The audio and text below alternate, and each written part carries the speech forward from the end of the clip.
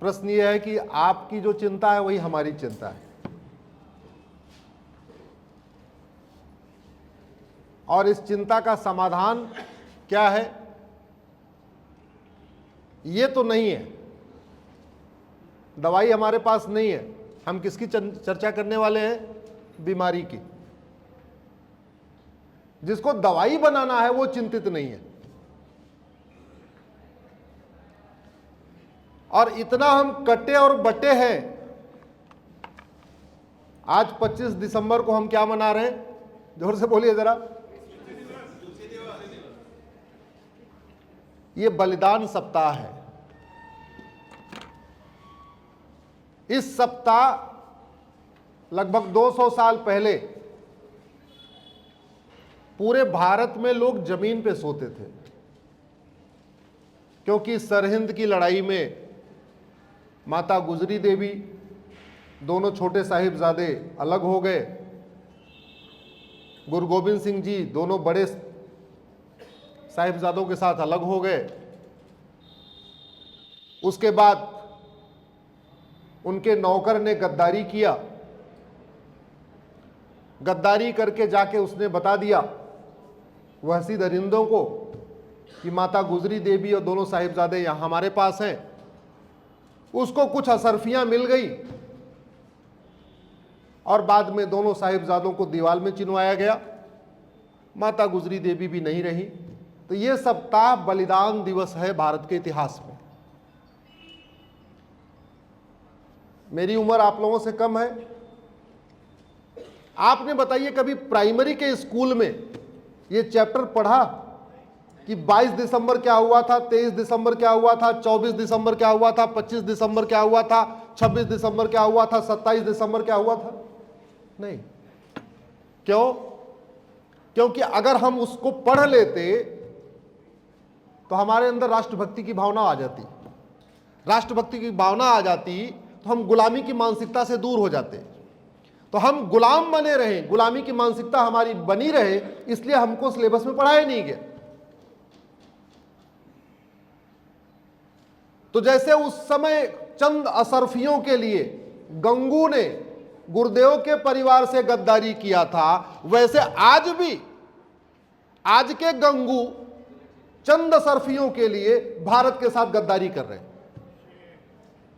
दुर्भाग्यवश उन गंगुओं को आज की डेट में जनप्रतिनिधि कहा जाता है।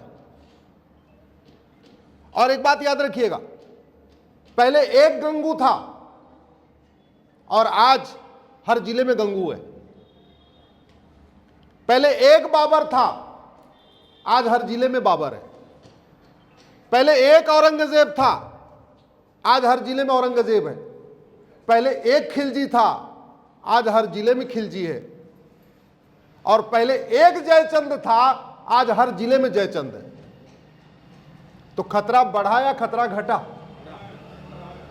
खतरा बढ़ रहा है या घट रहा है? क्योंकि बाबर की संख्या बढ़ रही है, औरंगजेब की संख्या बढ़ रही है, खिलजी की संख्या बढ़ रही है, तुगलक की संख्या बढ़ रही है, और जयचंद की भी संख्या बढ़ रही है, और गंगू की भी संख्या बढ़ रही है। तो खतरा बढ़ा या घटा? बढ़ा। अब सवाल दूसरा ये भी है, ये सारे जयचंद भारत में क्यों पैदा होते? ये तो भगवान राम का देश है, ये तो भगवान कृष्ण का देश है, ये भगवान बुद्ध का देश है, स्वामी दयानंद सरस्वती जी का ये देश है। ये तो जितने बड़े महापुरुष भारत में हुए, इतने बड़े महापुरुष और किसी देश में हुए क्या? राम, कृष्ण, स्वामी दयानंद, स्वामी विवेकानंद, गुरु टैगोर, बाबा बंदा बहादुर, गुरु तेग बहादुर, गुरु गोविंद सिंह, सारे तो यही जन्म लिए। तो इस पवित्र भूमि में इतने गंगू क्यों पैदा हो रहे हैं, इतने जयचंद क्यों पैदा हो रहे हैं, इतने बाबर, हुमायूं, तुगलक, गजनी, गोरी, लोधी क्यों पैदा हो रहे हैं? सिंगापुर में क्यों नहीं पैदा हो रहे? जापान में क्यों नहीं पैदा हो रहे? चीन में क्यों नहीं पैदा हो रहे? अमेरिका में इतने क्यों नहीं पैदा हो रहे जितने भारत में पैदा हो रहे? मैं बार बार कहता हूं, कोई भी समस्या लाइलाज नहीं है।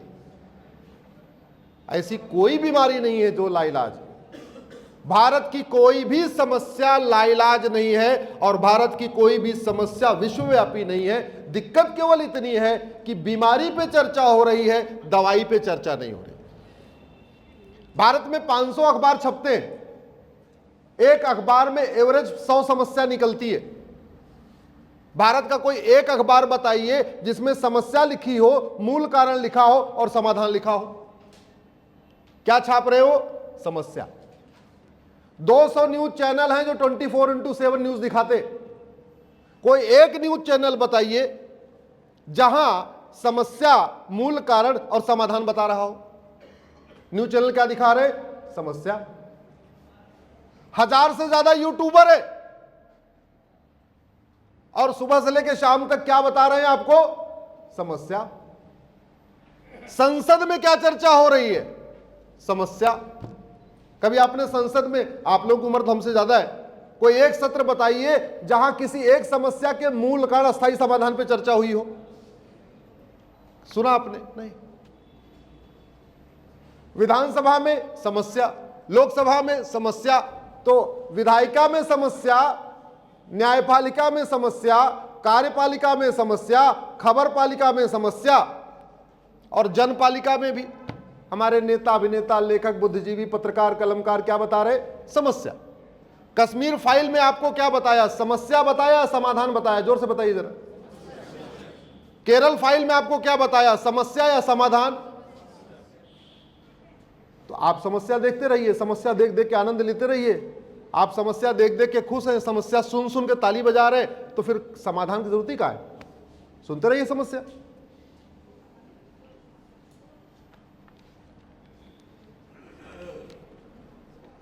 आज गुलामी की मानसिकता के कारण हम अपने गुरुओं को भूल चुके हैं। गुलामी की शिक्षा के कारण हम अपने इतिहास को भूल चुके हैं, अपनी परंपरा को भूल चुके हैं। हम उनको भी नहीं याद कर रहे हैं जिनके कारण हमारा नाम राम, श्याम, महेश, रवि, सुनील है। हम उनको भी नहीं याद कर रहे हैं जिसके कारण हमारी माताओं और बहनों के मांग में सिंदूर है और गले में मंगलसूत्र है। हम उनको भी नहीं याद कर रहे हैं, भूलते जा रहे हैं जिनके कारण हम रक्षा पहनते हैं, जनेऊ पहनते हैं, तिलक लगाते हैं, वस्त्र धारण करते हैं, माला पहनते, उनको भी नहीं याद कर रहे हैं। लेकिन इसमें आपका दोष नहीं है, दोष है उन 800 सांसदों का और 4200 विधायकों का। दोष इन 5000 जनप्रतिनिधियों का है। इन्होंने संविधान की शपथ लिया था कि आपको गुलामी की मानसिकता से बाहर निकालेंगे, देश की एकता अखंडता मजबूत करेंगे, लेकिन इन्होंने कोई भी काम आपको गुलामी से बाहर निकालने के लिए नहीं किया और न तो आपकी गुलामी की मानसिकता दूर करने के लिए किया।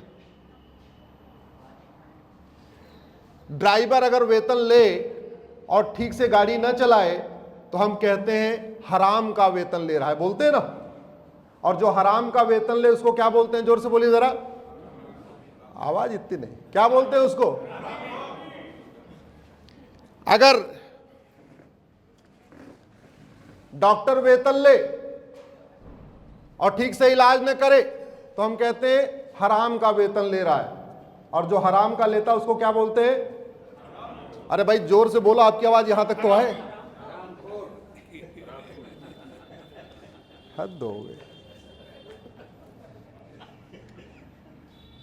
सांसद विधायक किस बात के लिए वेतन भत्ता, गाड़ी, बंगला लेते हैं?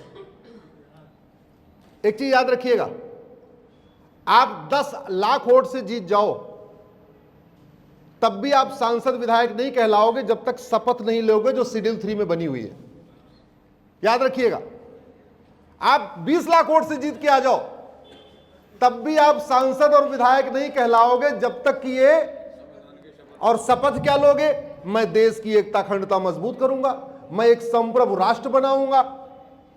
संप्रभु मतलब मैं गुलामी का नाम मिटाऊंगा, गुलामी का निशान मिटाऊंगा, गुलामी की कुरीतियां खत्म करूंगा, गुलामी की कुप्रथाएं खत्म करूंगा, गुलामी की शिक्षा बदलूंगा, गुलामी की पुलिस व्यवस्था बदलूंगा, गुलामी की न्यायिक व्यवस्था बदलूंगा, सब कुछ गुलामी का खत्म कर दूंगा। क्या लिया शपथ? संप्रभु राष्ट्र बनाऊंगा। बनाया संप्रभु राष्ट्र आज तक? जोर से बोलिए। और वेतन भत्ता, गाड़ी, बंगला free, air ticket free, rail ticket, security guard, pension, diesel, chartered plane किसके लिए मिलता है? कौन सा भारत बनाने के लिए? संप्रभु भारत बनाने के लिए। जो आदमी हराम का वेतन भत्ता, गाड़ी, बंगला ले, अपना काम न करे, उसको क्या बोलते हैं? जोर से बोलिए जरा, फिर से जोर से बोलिए।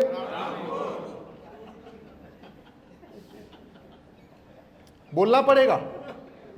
आप नहीं बोलेंगे तो कौन बोलेगा? वो 81 करोड़ लोग बोलेंगे जो जिनको 5-5 किलो राशन मिलता है। उनको तो 5 किलो राशन देकर उनको बुद्धू बना दिया। एक पार्टी कह रही है 5 किलो राशन दूंगा, दूसरी कह रही है मैं 6 किलो राशन दूंगा, तीसरी कह रही है 7 किलो राशन दूंगा। तो उन 81-82 करोड़ लोगों का तो उन्होंने केवल राशन के दम पे उनका मानसिक खतना कर दिया। तो बोलना तो आपको ही पड़ेगा। आप बुद्धिजीवी हैं, आपको बोलना पड़ेगा। और मेरे सामने नहीं, आपको जाके जिन लोगों ने संविधान की शपथ लिया उनके सामने जाके बोलना पड़ेगा। मैं तो हिंद पुनरुत्थान ट्रस्ट और सभी आपके सदस्यों से कहूंगा, रविदेव जी, अब आगे से कार्यक्रम आप किसी हॉल में मत करिए, आगे से कार्यक्रम किसी सांसद के घर पे करिए। हां, उन्हीं की चाय पीजिए, उन्हीं का बिस्किट खाइए और वहीं कार्यक्रम करिए और उनको बताइए आपने शपथ किस बात के लिए लिया। कड़वा मीठे झूठ ने भारत को बर्बाद कर दिया, चीनी ने डायबिटीज पैदा कर दिया और मीठे झूठ ने भारत को बर्बाद कर दिया। और कुछ चंद समय और बचा हुआ है। अगर इससे हम बाहर नहीं निकले तो बहुत बड़ी मुसीबत आने वाली है। मैं इसलिए कह रहा हूं, जिस पंजाब से सनातन धर्म को बचाने की सबसे बड़ी लड़ाई शुरू हुई, जहां हर परिवार के बड़े लड़के को लेके खालसा पंथ बनाया, आज उस पंजाब में 25% लोग कन्वर्ट हो चुके हैं। और क्यों कन्वर्ट हो गए हैं? चंद असरफियों के लिए। वो गंगू आज गंगू, पहले एक गंगू आज हजारों गंगू, उस पंजाब में कन्वर्ट हो रहे हैं जहां गुरु तेग बहादुर जी जहां से सिख सनातन धर्म को बचाने की लड़ाई लड़ रहे थे। और धर्मांतरण पे लोकसभा में चर्चा हुई क्या? जोर से बोलिए जरा। राज्यसभा में हुई, विधानसभा में हुई, किसी चैनल पे चर्चा हुई, किसी अखबार में लेख निकला कि धर्मांतरण कैसे रुकेगा? मैं आपको कह रहा हूं, मैं गारंटी के साथ कहता हूं, 1 महीने के अंदर भारत का 100% धर्मांतरण रुक जाएगा। मात्र 1 महीने के अंदर रुक जाएगा। धर्मांतरण राष्ट्र की सुरक्षा के लिए खतरा है कि नहीं? जोर से बोलिए। और जो राष्ट्र की सुरक्षा के लिए खतरा है, उससे निपटने के लिए कानून है, उसका नाम है नेशनल सिक्योरिटी एक्ट, एनएसए उसको बोलते हैं। लेकिन सरकारें लगवा नहीं रही हैं और पुलिस वाले लगा नहीं रहे। धर्मांतरण हमारी देश की एकता अखंडता के लिए खतरा है कि नहीं? और जो देश की एकता अखंडता के लिए खतरा है, उससे निपटने के लिए दूसरा कानून है, उसका नाम है यूएपीए। लेकिन सरकारें लगवा नहीं रही हैं और पुलिस लगा नहीं रही है। मुगल क्या करने आए थे? धर्मांतरण कराने। अंग्रेज क्या करने आए थे? धर्मांतरण कराने। सत्ता के लिए नहीं आए थे, सत्ता उनके लिए एक साधन था। वो सत्ताजीवी नहीं थे। हमारे वाले सत्ताजीवी हैं जो सत्ता की खातिर धर्मांतरण नियंत्रण कानून नहीं बना रहे। वो एकदम सत्ताजीवी नहीं थे, सत्ता उनके लिए साधन था। मुगल यहां पे सत्ता के लिए नहीं आए थे, धर्मांतरण कराने आए थे। अंग्रेज यहां सत्ता के लिए नहीं आए थे, धर्मांतरण कराने आए थे। सत्ता उनके लिए साधन था। तो ये धर्मांतरण अपने आप में इनडायरेक्ट वॉर हुआ कि नहीं? जोर से बोलिए जरा। और धर्मांतरण इनडायरेक्ट वॉर है, तो इनडायरेक्ट वॉर से निपटने के लिए भारतीय न्याय संहिता बीएनएस में धारा है वेजिंग वॉर की, जिसमें आजीवन कारावास फांसी होता है। लेकिन धर्मांतरण कराने वाले मिशनरियों, जिहादियों और उनके मददगारों के खिलाफ वेजिंग वॉर की धारा नहीं लग रही है। धर्मांतरण से बड़ा देशद्रोह क्या होगा? आप भारत में जो लोग वसुधैव कुटुंबकम को मानते हैं, जो नारी तू नारायणी को मानते हैं, जो सर्वमंगल मांगल्य को मानते हैं, जो यत्र नारस्तु पूज्यते रमन्ते तत्र देवता को मानते हैं, जो भारत की संस्कृति को मानते हैं, उनको विदेशी पंथ में आप कन्वर्ट कर दे रहे हैं। इससे बड़ा कोई देशद्रोह हो सकता है क्या? जोर से बोलिए जरा। मैं एक आम भाषा में कह रहा हूं, इसलिए लीगल भाषा में नहीं, जिससे आप आराम से इसका जवाब दे सके। इससे बड़ा कोई देशद्रोह है क्या? तो देशद्रोह से निपटने के लिए धारा है, लेकिन लगाई नहीं जा रही है। और धर्मांतरण एक व्यक्ति नहीं करता, पूरे एक ऑर्गेनाइज तरीके से कोई एक जगह देता है, कोई लिटरेचर देता है, कोई पैसा देता है, कोई कुछ करता है, कोई कुछ करता है, कोई कहीं बैठा हुआ कमांड देता है, कोई कहीं बैठा हुआ उसको एग्जीक्यूट करता है। संगठित तरीके से किया जाता है, और जो संगठित तरीके से क्राइम किया जाता है उससे निपटने के लिए हर राज्य के पास कानून है। महाराष्ट्र के पास मकोका है, गुजरात के पास गुजकोका है, यूपी के पास गैंगस्टर एक्ट है, एमपी के पास गुंडा एक्ट है, हर राज्य के पास है। मैं गारंटी के साथ कहता हूं, धर्मांतरण कराने वाले मिशनरियों, जिहादियों के खिलाफ 5 धारा लगाइए, एनसे लगाइए, यूएपीए लगाइए, वेजिंग वॉर लगाइए, देशद्रोह लगाइए, गैंगस्टर एक्ट लगाइए।